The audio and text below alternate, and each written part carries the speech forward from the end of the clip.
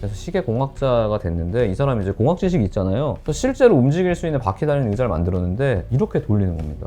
이걸 이용해서 여기를 돌리면 톱니바퀴가 여기가 돌게 돼 있어. 되게 커. 그래서 휠체어가. 그 다음에 여기서 또 발생한 게 이제 발전한 게 모델 8. 이게 우리가 흔히 보는 휠체어랑 되게 비슷하게 모델 생겼어요. 8? Dr. Friend.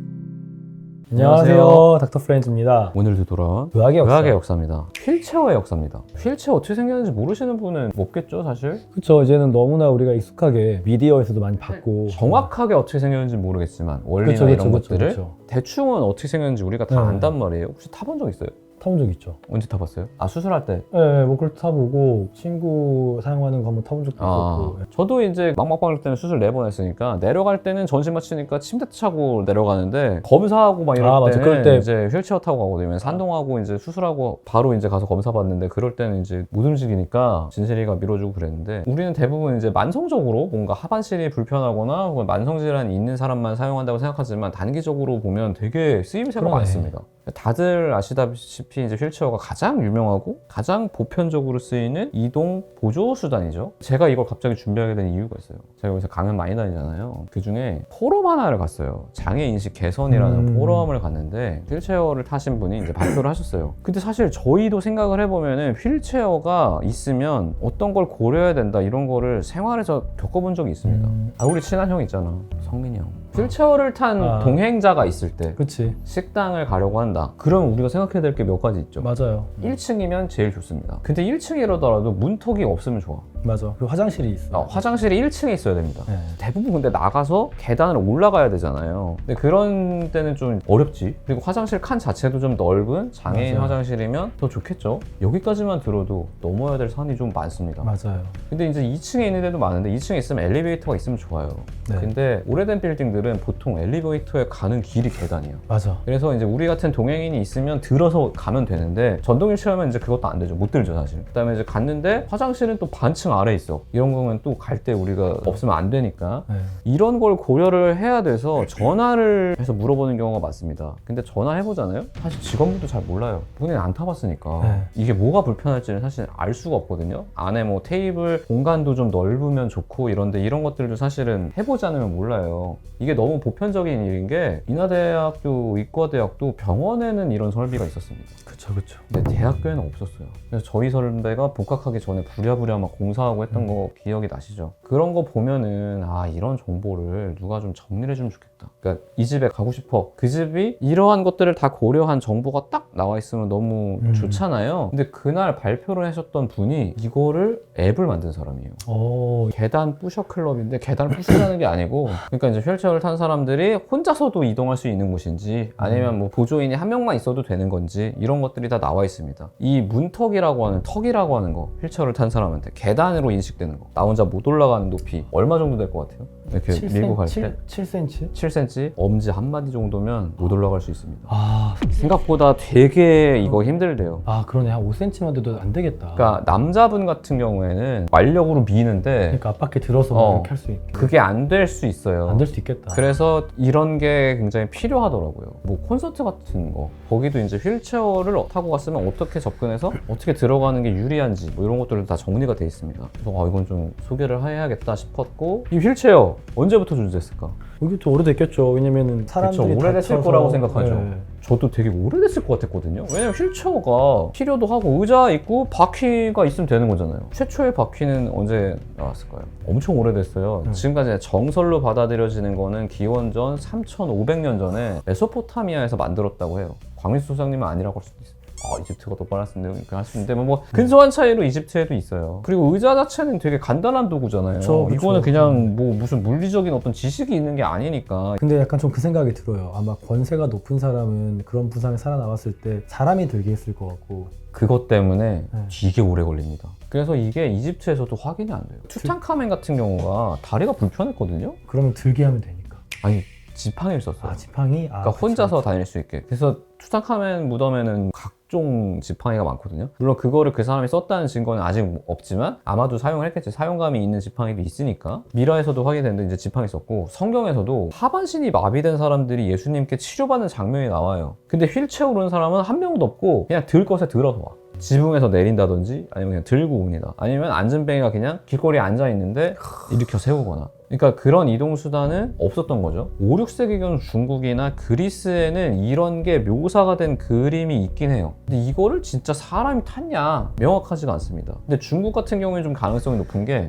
효도를 묘사하는 그림이야. 오호. 그 중간에 휠체어 비슷한 게 있어가지고 쓰지 않았을까라는 생각을 들게 하는데 옆에 가마가 있어. 그래서 아마 전 선생님 말씀대로 돈이 있으면 가마를 탔겠죠. 그쵸. 그러니까 특히 사람이 제일 어떻게 보면 그 당시엔 제일 싼 제일 거였으니까. 싸니까. 네. 그리고 중국이나 조선이나 가마가 일반적인 형태였잖아요, 이게. 그리고 왜냐면 도로가 안 좋았기 때문일 것 같아요. 그게 진짜 중요해요. 네. 도로가 개판이거든. 그러니까 그래서 다친 사람 어떻게 옮기냐? 들 것이 없어. 그럼 중세 유럽에서도 13세기경까지도 그냥 농작물 운송하는 수레에다가 태워서 그냥 갑니다. 그러니까 환자 때문에 뭘 만들지는 않아요. 이게 개선이 되려면은 역시 권력자가 불편해야 돼요. 그쵸. 그러면 이제 그리고 달라지죠. 나 누가 드는 것도 성가셔서 싫어. 이런 사람이어야 되는데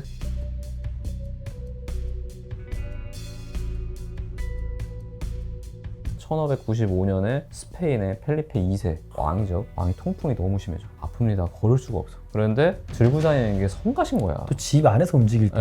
예, 나 혼자 좀 그러니까. 밖에 나갈 일이 뭐가 있어 이 사람이. 그러니까. 아 이거 좀 만들어봐라. 내가 혼자 다니거나 혹은 보조인이 한 명만 있어도 다닐 수 있는 걸 만들어봐라. 그러네. 공간이면 또 길도 좋으니까. 예, 길도 평평하니 좋고 뭐 대리석 깔아놨으면 더 좋겠죠. 그래서 이게 거의 초기 휠체어의 대표격인 펠리페 휠체어가 만들어집니다. 이거는 사진도 남아 있어요. 박물관에 있는가 봐. 왕의 이동 수단이었네. 그쵸. 고급스러운 의자가 일단 있고요. 팔걸이 있고 아. 다리 받침대도 있어요. 기본적으로 푹신한 의자. 그리고 그 밑에 4개의 바퀴가 달려 있습니다. 그러니까 본인이 밀 수는 없습니다. 뒤에서 누군가 무조건 밀어줘야 돼요. 그러니까 이런 종류의 휠체어는 부유한 사람 또는 권력자가 아니면 이용이 안 됐겠죠. 누군가 반드시 밀어야 되니까. 혼자 가고 싶잖아요. 이건 언제 만들었을까? 와, 이거는 한참 더 걸렸겠는데. 이게 좀 대중화가 돼야 사실 그거 되는 거예요. 그쵸. 그리고 지금 우리가 보는 이 휠체어 있잖아요. 이거 진짜 너무 진보한 거예요. 이거 처음에 만든 게 독일의 뉘른베르크의 시계 제작자가 만들어요. 아, 그런 사람들은 뭔가 공학 이런 걸 네. 이해를 하니까. 왜냐면 생각보다 이 바퀴를 움직이는 게 너무 힘이 많이 들 것 같아요. 그쵸. 그냥 하면 너무 힘들 것 같죠. 그러니까. 내가 앉아있는 무게를 다 부하해야 되는데. 그러니까. 근데 그거를 실제로는 안 그렇잖아요. 네. 그러니까 그거를 공학적으로 해결을 해야 되는데 스티븐 파플러라는 시계 제작자가 1655년에 개발합니다. 이 사람은 어릴 때 허리가 부러졌어. 그래서 하반신 마비가 됐습니다. 그래서 시계 공학자가 됐는데 이 사람이 이제 공학 지식이 있잖아요. 그래서 실제로 움직일 수 있는 바퀴 달린 의자를 만들었는데 이렇게 돌리는 겁니다.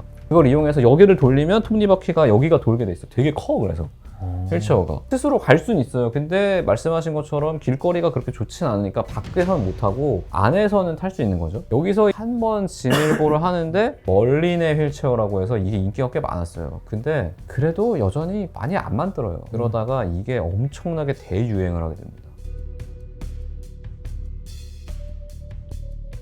19세기. 되게 그때 뭐 전쟁이라도 났나? 온천. 온천? 온천이 치료학 효과가 있다는 말이 퍼지면서 응. 영국 전국에 몸이 불편한 사람들이 바스라는 지역에 오는 거예요. 아, 지금도 그 바스. 바스가 이제 네, 목역이죠. 근데 그 사람들이 이제 몸이 불편하니까 욕탕 안에서 움직이기가 불편한 거야. 미끄럽고. 못 움직이지. 그래서 야 이거 좀 해결을 해봐라. 아 그러면 우리가 이동할 수 있는 바퀴가 달린 의자를 만들어 보자 라고 해서 구글에서 휠체어 영어로 번역해줘. 그럼 바스체어라고 하거든요. 휠체어보다 그게 먼저 나와. 온천에서 이제 이동하라고 만든 거죠. 물론 이것도 스스로 이동하는 건 아니고 대부분은 뒤에서 밀어줘요. 이게 얼마나 유행을 하냐면은 1893년에는 빅토리아 여왕도 사용을 합니다. 여기서도 우리가 알 수 있는 게 휠체어라는 게 사실은 어딘가 다친 사람만 사용하는 건 아니고 사람은 누구나 늙고 노쇠하게 되거든요. 맞아. 그러니까 우리가 생애 주기를 따라가다 보면은 어느 시점에는 이게 필요할 수도 있어요. 오히려 걷는 게 더 위험한 순간도 네, 있을 수 그게 더 있으니까. 위험한 순간이 올 수가 있거든요. 네. 그 여기서 한 번 더 도약을 하게 됩니다.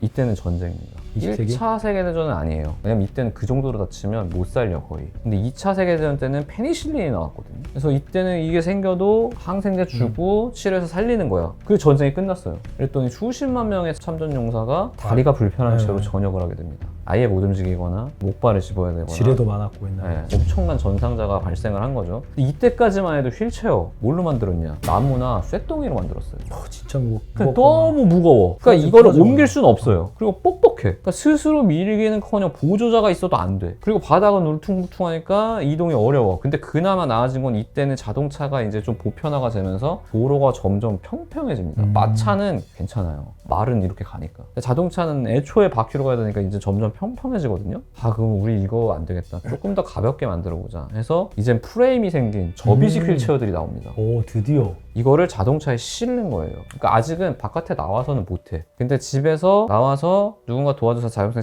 휠체어를 실어요. 그리고 직장에 도착했어. 그럼 접이식 펴서 직장에선 또 탈 수 있잖아.